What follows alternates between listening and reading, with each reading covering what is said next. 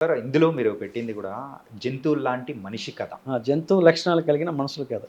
ఎందుకు సార్ అలా అంత తీసుకోవాల్సిన గనక రీజన్ ఏంటి? అంటే బై బర్త్ మన మనిషి అనేవాడు మనకి తెలిసి మన అంటే సైంటిఫిక్‌గా గానీ, హిస్టారికల్‌గా గానీ ఏది తీసుకున్నా కూడా జంతువు నుంచి వచ్చినారంటారు అందరూ.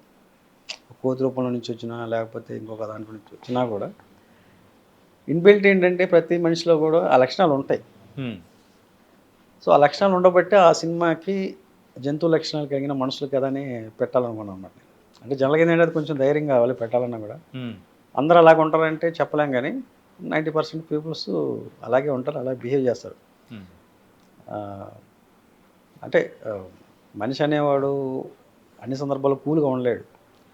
అంటే యోగిలాగా తపస్సు చేసుకుంటూ నాకేం సంబంధం లేదు ప్రపంచానికి అని అనుకోడు ఎవడు కూడా.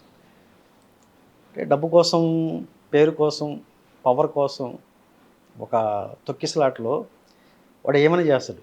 హ్మ్.